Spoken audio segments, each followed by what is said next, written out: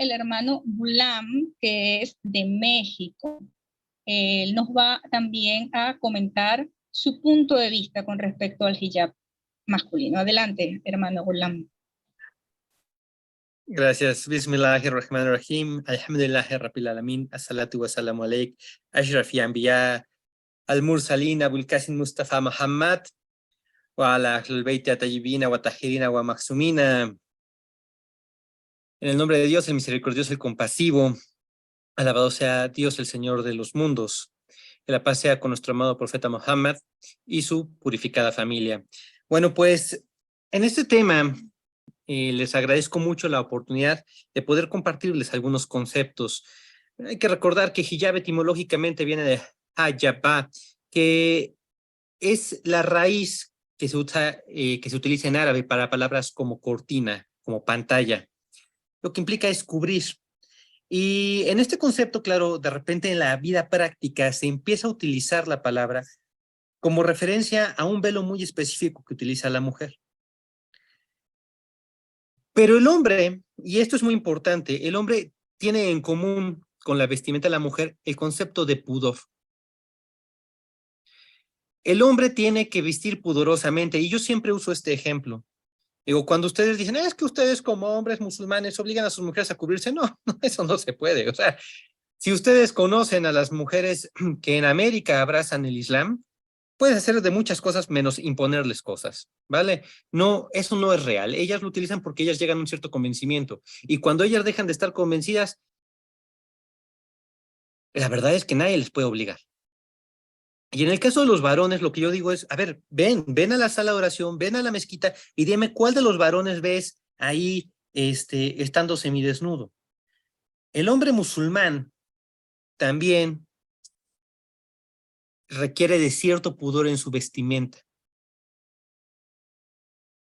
Por ejemplo, Ayatollah Sistani, que es el sabio de consulta que yo sigo, deja muy en claro que para el hombre no es lícito ver el cabello, o inclusive hablando de la cara o las manos, ¿no? El cabello pues tiene que estar cubierto normalmente de acuerdo al criterio islámico en el caso de la mujer, pero en el caso de la mujer también podría estar descubierto la mano y la cara, y dice Ayatollah Sistani, es ilícito para un hombre estar observando las manos y la cara de una mujer si esto lo hace en un afán, digamos, de lujuria o romántico, lo que sea, no es lícito.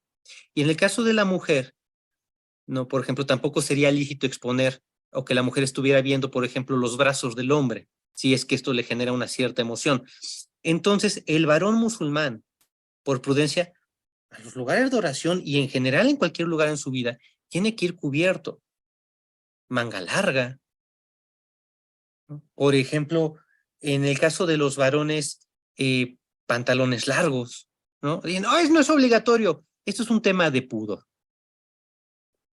Este es el concepto fundamental, pudor. Y cualquier creyente es pudoroso. Dicen, hay narraciones que dicen que la fe tiene grados y el pudor es un grado de la fe. Entonces, el concepto de pudor es la parte esencial para poder analizar lo que es la cobertura o la cubierta o la forma de vestir que tiene que utilizar un varón musulmán. Yo les digo con sinceridad, y yo no sé si en algunos ámbitos de su vida privada los hermanos musulmanes que yo conozco, mexicanos o extranjeros, utilicen ropas muy cortas. Lo que sí sé es que en cualquier reunión, en cualquier encuentro con ellos, ya sea en el centro islámico o fuera de ellos, la verdad, tienden a ir muy bien cubiertos. A veces se podrán dar permisos de usar manga corta, pero yo la verdad es que no los he visto estar usando shortcitos. Inclusive cuando de repente vamos a lugares a jugar fútbol, normalmente los hermanos musulmanes con los que yo convivo suelen utilizar bermudas debajo de la rodilla. El concepto tiene que ver con cuál es la parte íntima que debe cubrir en cada uno de los géneros. En el caso de la mujer, en general está mucho más claro por el tipo de vestimenta que utilizan. Bueno, si no es la cara y las manos, ¿no? Y los pies, lo demás se considera como íntimo. En el caso del varón, aquí puede haber ciertos criterios, ¿no? Pero lo que es claro es que los musulmanes más piadosos, los varones musulmanes que son más practicantes, yo no los veo sin camisa, no los veo sin playera. no los veo en shortcitos. Por ahí circuló en algún momento en redes sociales la fotografía de una pareja, aparentemente musulmanes, en el mar, ¿no? En la playa, donde ella iba muy cubierta, ¿no? Solo dejando ver su rostro y sus manos, y él con un traje de baño tipo truza. Subhanallah. ¿De verdad? Eso difama a la religión. Eso difama este camino espiritual. Y permítanme explicarles por qué. Supongamos que ellos estaban en una situación donde efectivamente estaban vacacionando y él estaba nadando, y ella lo veía desde la orilla del mar, para cubrirse a lo mejor de un tercer extraño que podía ser, que podía observarles. Está bien. Aún esa fuera la situación, este tipo de vestimenta no es necesariamente la óptima para un musulmán piadoso que busca practicar su fe. Que si es ilícito o no, no me estoy metiendo en ese tema. Pero la fotografía, ¿cuál era el objetivo? ¿Qué estaba buscando? Al final él se exhibió. Y ese es el gran tema. Yo no quiero criticarlo a él, yo no conozco las razones, ¿verdad? No tengo en realidad idea de cuál fue el contexto, pero esa fotografía circuló ampliamente y se utilizó para decir, ya ven estos musulmanes hipócritas, este nomás con tanguita y ella toda cubierta. ¡Qué injusto está el Islam! ¿Lo es? ¿O qué injusto es el comportamiento? En el caso de que esa haya sido su intención. Lo que es injusto es el juicio que ejercemos. Lo que tenemos que entender es que el varón musulmán debe de vestirse de forma, por un lado, que proteja su propio pudor. Efectivamente, ya lo comentó Yosir, el varón musulmán, bueno, más bien, el varón en América y en los países iberoamericanos en particular, pues tenemos como esta idea de que el mejor varón es como Pedro Infante, ¿no? Mujeriego, parrandero y jugador. Y además le entra re duro al tequila en México, ¿no? Y además baila por todos lados. En México es muy común no solo dar la mano entre hombre y mujeres, sino además, aunque no se conozcan, el primer saludo muchas veces incluye un beso en la mejilla, cuando no incluso un abrazo. Cuando yo voy vestido de forma normal a los juzgados, a reuniones de negocio, a dar clases, se sacan de onda cuando les digo, perdóname, discúlpame, soy musulmán y no acostumbro el contacto entre hombre y mujer. En cambio, cuando además lo acompaño de algún aditamento, como podría ser un turbante, una palestina, pues, la cabeza, algo muy común en México, en casi cualquier denominación de Islam, es que utilizan este tipo de gorrita que algunos llaman kufilla, o de plano esto que a veces llaman kufi, sobre todo entre los... ahí hay muchos tipos de estos kufis, ¿no? Hermanos pakistaníes, hermanos afganos, etcétera. Utilizan este tipo de gorros o prendas. Eso ayuda a que la gente diga, hay algo diferente. Yo en lo particular prefiero utilizar un turbante, ¿no? Y eso me ayuda muchísimo a que de entrada la persona que está interactuando conmigo, sea hombre o mujer, nota que hay algo un poquito diferente. Y ese un poquito diferente hace que antes de intentar darme la mano y darme el abrazo, digan, oye, ¿puedo? Entonces ya les explico, sabes que no. Cuando uso el turbante incluso ha sido más fácil que mis primas, mis tías, que en el concepto mexicano, ¿no? Creo que ese en general en el concepto iberoamericano, pero voy a hablar del caso mexicano, que es donde me queda muy claro. En el caso mexicano, las primas se consideran como no elegibles para casarse, ¿no? Tienen esta misma concepto que podría tener el concepto islámico, el tema del mahram, ¿no? Por un lado son las esposas, por otro lado son las mujeres de tu familia política o que son inelegibles para casarte. Bueno, entonces el concepto mexicano es como, bueno, pero ¿tu prima qué? O sea, ¿cuál es el problema? Bueno, un poquito ese es el discurso oficial, porque por otro lado los chistes mexicanos dejan ver que hay muchas historias de primos que, que, que sienten una cierta atracción uno por el otro. Entonces, ¿a qué voy con esto? Cuando yo llego a utilizar prendas diferentes de las que te utiliza el mexicano de ciudad, hacen que mi misma familia me dicen, oye primo, ¿todavía puedo saludarte, darte la mano, darte un abrazo? Entonces cuando yo puedo decir, ¿sabes qué? En mi concepto religioso esto es así. y lo respetan. Comentaba antes de iniciar la transmisión que hay esta frase recurrente donde dicen, es que es prohibido, es haram, quererse vestir para distinguirte de los demás. Pero por otro lado, tenemos ciertas normas que nos dicen que no nos tenemos que parecer a los no creyentes. Y entonces, por ejemplo, desde la interpretación de ciertas escuelas, utilizar corbata no es permitido, porque es una prenda especialmente que surge de un concepto cristiano y que se utiliza en el mundo occidental, sobre todo entre los no creyentes. No únicamente. Ok, está bien, pero entonces usar saco y camisa como los usan los demás, ¿es lícito? Después de muchas conversaciones con algunos sheikhs, con algunos sayyeds, con algunos Hoyatul Islam, hemos llegado a la conclusión de que en realidad no es ilícito. Pero ¿qué pasa? ¿Qué pasa cuando en América las personas que están abrazando el Islam empiezan por cambiar primero que nada su forma de vestir? Es complicado, porque a veces cambian su forma de vestir, pero no cambian sus hábitos, no cambian su forma de pensar, que es más importante. Entonces, es más importante empezar por cambiar los hábitos, sin lugar a dudas, pero cuando yo acompaño a mi esposa y salimos a la calle y ella está usando su hijab, para mí es importante yo también utilizar un turbante. ¿Y saben por qué? Porque ella tiene razón en un punto. Se le quedan viendo más porque llama la atención porque es poco común. Y entonces cuando su esposo también lleva turbante, entonces como que dicen, ¿no? Bueno, son una pareja diferente, ¿no? Han de ser, en México siempre piensan que eres de otro país, ¿no? Pero entienden que hay algo diferente, son un poquito más respetuosas, ella se siente más segura y acompañada. Y de mi parte, cuando yo utilizo una prenda diferente que la gente identifica como una prenda islámica, ya sea un turbante, ya sea una camisa, ya sea una kurda, como le quieran decir, también me obliga a ser más cuidadoso con mis actos, porque en México somos tan pocos los musulmanes que si yo hago algo mal utilizando ropas que la gente identifica como islámica, no van a decir, es Ghulam Ali, es Yusuf Coyoacán, ni es José Alberto. No, la gente dice, mira los musulmanes lo que hacen, mira cómo son de bárbaros, mira qué vergüenza. Utilizar ese tipo de prendas es una responsabilidad importante. Por un lado, impone una obligación a uno y un recordatorio de que se tiene que portar bien. Es un recordatorio para uno. Por otro lado, te ayuda a recordarte que tienes que tener una actitud pudorosa. Y por otro lado, ayuda a que la gente entienda que hay algo diferente. Entonces, hay obligaciones que conlleva el utilizar cierto tipo de prendas.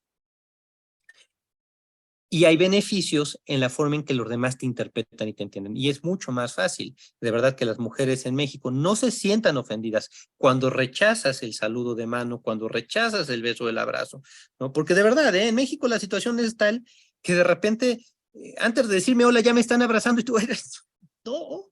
Y hasta que me notan como estresado, dicen, ay, perdón, ¿qué pasa? Y digo, es que no lo acostumbro. Pero esto ha sido un proceso porque yo no vengo de una familia islámica. Yo vengo de una familia bien mexicana donde el afecto físico es fundamental y cotidiano. Y no solamente en mi familia, en toda mi comunidad, en las escuelas, en el trabajo. O sea, es lo común. Entonces, ha sido todo un trabajo de poco a poco ir enseñando con la congruencia de los actos que hay algo diferente. Si yo digo que no doy la mano, pero me ven emborracharme, pues no me creen mucho. Si yo digo que soy musulmán y que cuido mi religión, pero me ven tomarme unos tacos de puerco, de cerdo, que en México es muy común que haya al pastor, carnitas, incluso los de bistec, muchas veces son de cerdo, ¿no? Pues no me toman muy en serio. Si yo digo que soy musulmán, pero de repente me doy permisos para estar aquí jugueteando con las mujeres, no me toman muy en serio. Entonces, por un lado es la congruencia en tus hábitos cotidianos. Por otro lado es este tema de semiótica, de hermenéutica, de ayudar a las otras personas con un recurso visual a que entiendan que hay algo diferente. Y por otro lado es un tema de solidaridad, porque las hermanas también tienen este hijab intangible de no ver, de no estar dando rienda suelta a ciertos sentimientos lujuriosos. pero además tienen la obligación de cubrir. Entonces, este acompañamiento físico, visual con la ropa, ayuda en un tema de solidaridad a que entiendan que hay algo diferente, pero también a que ellas se sientan acompañadas. Al menos esa ha sido mi experiencia, ¿no? Es un tema, porque me obliga entonces a sentir lo que ellas de repente sienten cuando las ven diferentes, porque a todos nos tratan de repente, a todos nos saltan esta frase de, ¿a poco tú eres de allá? ¿Allá dónde? ¿No? Y entonces, pero a ellas además tienen algo que físicamente las hace distinguibles. Entonces, cuando yo hago esto, hago un ejercicio de solidaridad. Y yo no tengo ningún derecho como varón a decirle a una hermana, cúbrete, si yo no hago un esfuerzo adicional que permita que entiendan porque no como puerco, porque no tomo alcohol, que soy diferente, y no porque yo pretenda ser diferente, sino porque nuestro camino espiritual nos implica actuar diferente. Entonces, esa es mi experiencia y eso es lo que por hoy les podría compartir. Muchísimas gracias. Ya, Ale. Muchísimas gracias, hermano. Excelente exposición y muy hermoso gesto el que usted tiene con su esposa y con el resto de las hermanas musulmanas.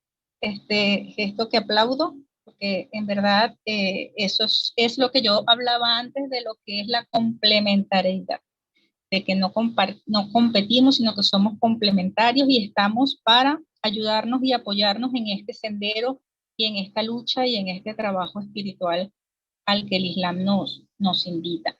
Definitivamente, un musulmán que después de su conversión o de haber retornado al Islam siga viviendo de la misma forma que vivía antes, sin haber hecho ningún cambio en su vida, sin haber hecho transformaciones internas, está perdiendo su tiempo. No está haciendo lo que tiene que hacer. El Islam llama al cambio interno, a la transformación del ser. El tema, yo le voy a dar la palabra, mire, la hermana Eva tiene una pregunta, yo le voy a dar la palabra a ella porque yo estoy casi segura de que ella quiere decir lo que yo iba a decir ahorita, pero yo le voy a dar a ella la palabra. Adelante, Eva. Salam aleikum. Totalmente, bueno, Salam. de acuerdo contigo, querida Nargués. Pero además, los tres hermanos espectaculares, cada uno, que me encantó, sus exposiciones muy buenas. Pero mi pregunta sería, ¿cómo ellos podrían aconsejar a un hermano que, por ejemplo, va con un jean a la cadera? Es un jean, es largo, me van a decir, pero lo tiene a la cadera. Estuvo de moda hasta hace poco, y algunos lo siguen usando. Que cuando hace suyud se le ve la ropa interior, y en muchos lugares de América Latina no hay separación entre mujeres y hombres. Mi pregunta sería esa: ¿cómo ellos le dirían a un hermano hombre que debe mejorar su vestimenta para ir al centro islámico, pero no solo para el centro islámico, sino para la vida en general? Gracias, ¿Puedo? Eva. Adelante. Adelante, hermano. Miren, la verdad es que esto es un tema de contexto, ¿no? Es un hermano que acaba de abrazar el Islam, es un hermano que lleva mucho tiempo, todo eso cambia la forma de acercarte a él. Es un hermano que lleva mucho tiempo, pero practica con trabajo, ¿no? O sea, es decir, le cuesta mucho trabajo hacer cambios en su vida. Es un hermano que sigue comiendo pollo en la calle, ¿no? Que eso nos hemos encontrado, hermanos que dicen, ay, es pollito, nada más le digo bismillah y ya como si hubiera sido sacrificado halal. No, no, o sea, miren, es que todo eso tiene un contexto. Y esto implica un hermano que no está haciendo el esfuerzo, un hermano que es muy nuevo en el Islam. El acercamiento tiene que ser muy suave, ¿vale? Dicen las narraciones, la boca que come haram, su súplica no es escuchada, así de grave es.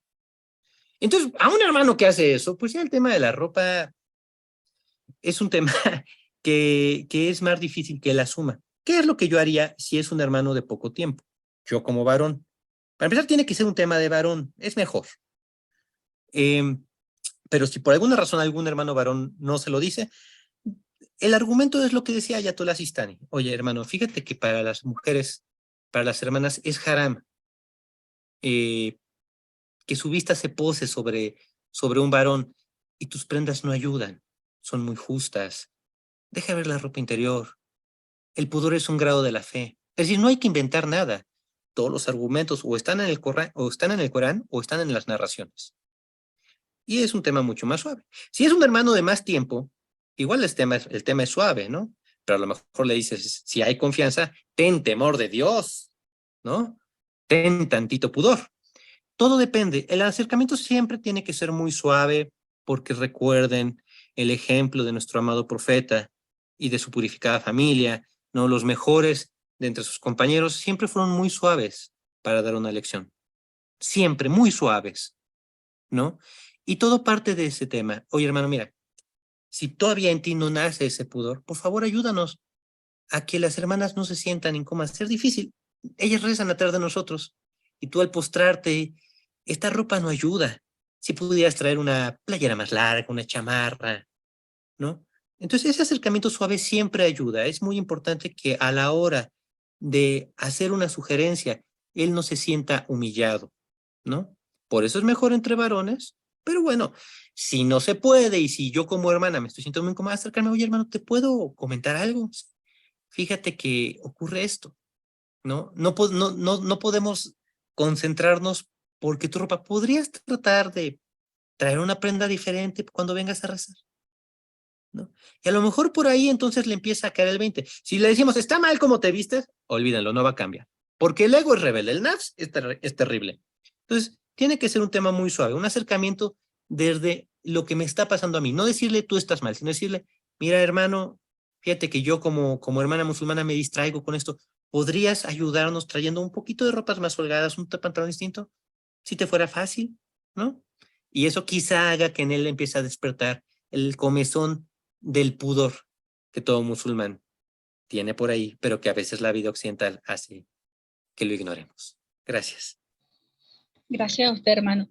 Y yo voy a tomarme el atrevimiento también de hacer un llamado también, porque considero que los centros islámicos y mezquitas en su rol de formadores y de centro, de lugar donde se reúnen los musulmanes a cumplir con sus actos de adoración, sus rezos colectivos, deberían también abordar ese tema con un poquito más en esos casos, como dice la hermana Eva, de lugares donde eso ocurra. Pues gracias a Dios en México eso no ocurre donde usted asiste, pero bueno, habrá otros lugares donde sí. Entonces tener como que un poquito más de atención a lo que es el tema de las normas de vestimenta y ser un poquito más estrictos en ese sentido, eh, para evitar también este tipo de situaciones desagradables, porque bueno, a mí como musulmana, a mí como hermana, como mujer, me daría vergüenza decirle a un hermano, cuando a mí me ha pasado, yo he recurrido a hermanos de la comunidad y les he pedido, por favor, hermano, hable con tal persona y oriéntelo, o por favor, cúbranlo con una, no sé cómo se llama, lo que usan los sheikhs, que es largo, una bata, una valla, no sé cómo se llama eso, pero cúbranlos para que evitar ese tipo de situaciones y bueno, y poco a poco, como usted dice, irlo educando en la práctica. Ahora quiero darle la palabra